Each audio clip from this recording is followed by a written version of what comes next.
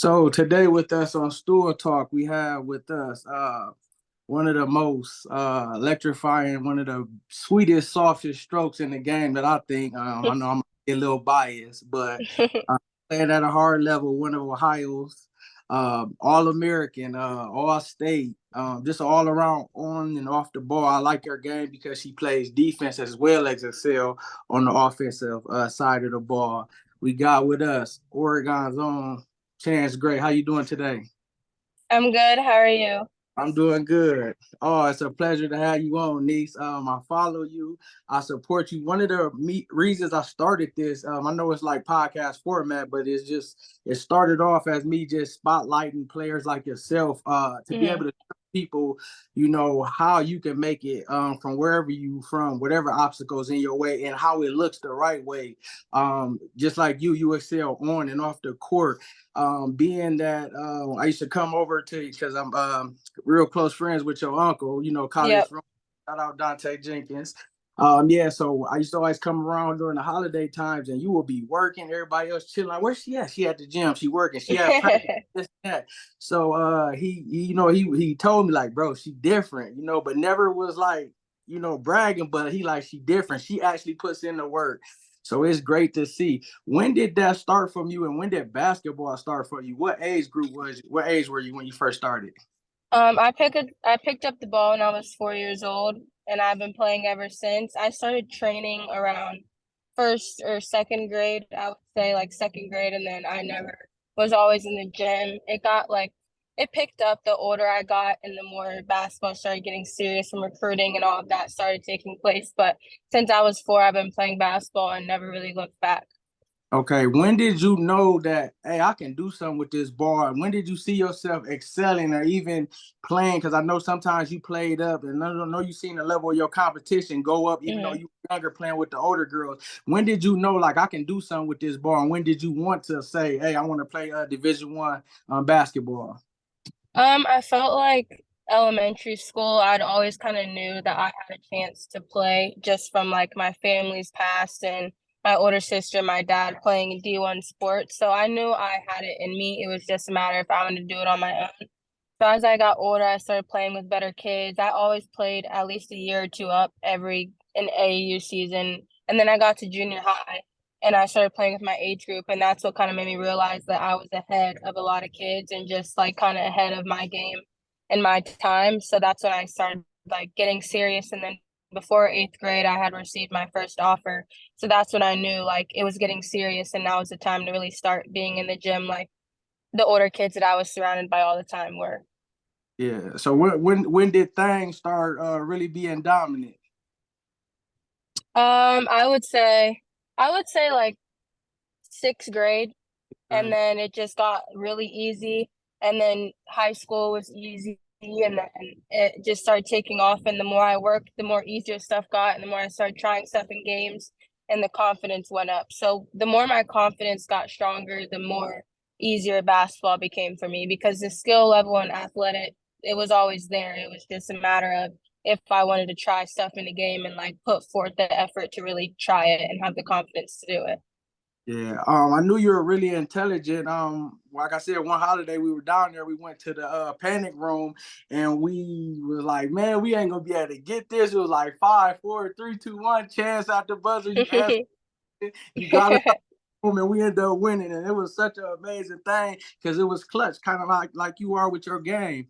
Um, During you being voted an All American, being that you got all these schools want you, recruit you, how did you balance schoolwork with the attention and even playing basketball to stay focused and grounded? My parents had always implemented school being first since I was younger. My dad was really smart. I have a really smart family, just a lot of intelligence all around. So, school was always pretty easy for me. So that's like a blessing that I always had and like never took for granted because I know school can be hard for a lot of kids, but like even if school is hard for you, I would say it can be easy if you just stay organized. If you have a planner, write down when your homework is due, this, that, and the third. Try to do your homework at school. I always got my homework done at school. So when it came to afternoons, when basketball practice and I had all of that, I didn't have to worry and come home. I could just eat dinner, shower, and then go to bed and wake up and repeat. So I would just say stay organized. That's the best thing that helped me, as well as just staying on top of everything and studying and always knowing when things were and tests were and quizzes and all of that. Yeah. What was one of the major factors that made you choose Oregon?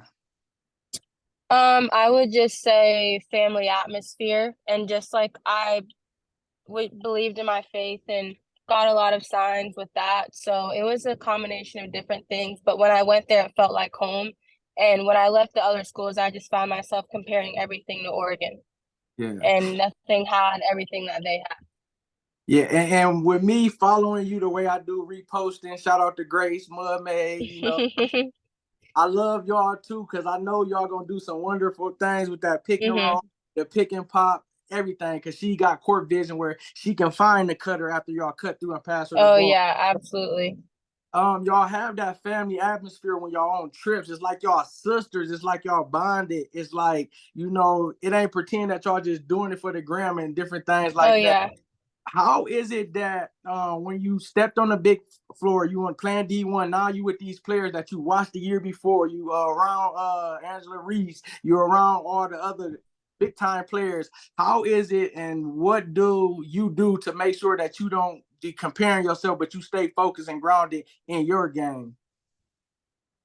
If anything, I would say like being around those kids definitely helped me with my confidence, just showing that like I'm supposed to be at the age I am.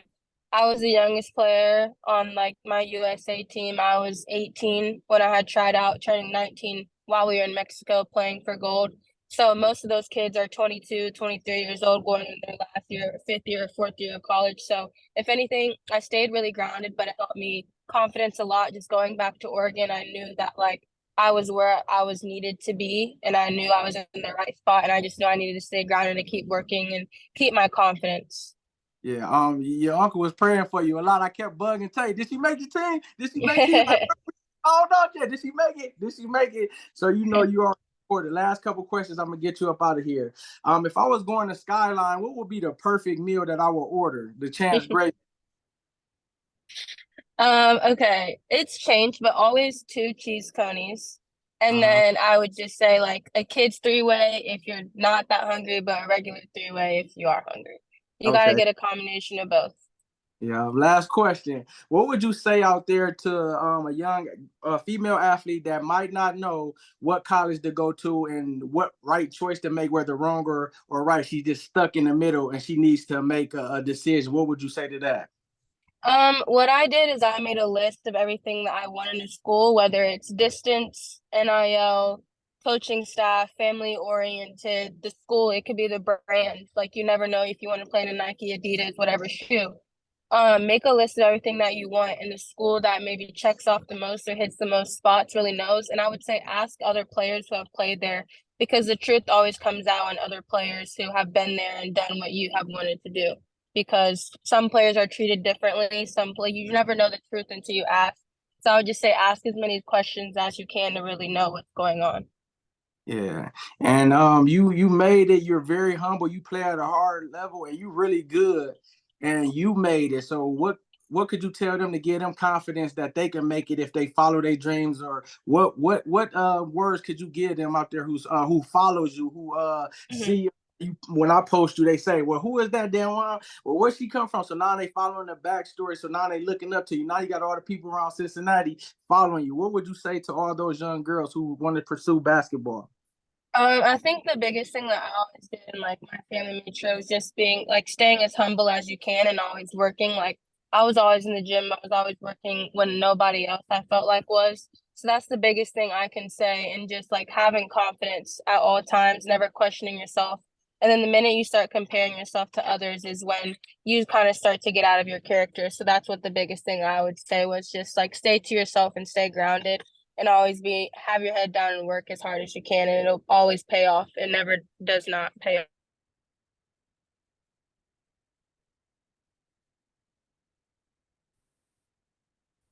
I think it froze. Okay, hold on. I'm just still Oh on. yeah. Did it come back? Oh yeah, there we go. Oh, there we go. Okay. Uh, I,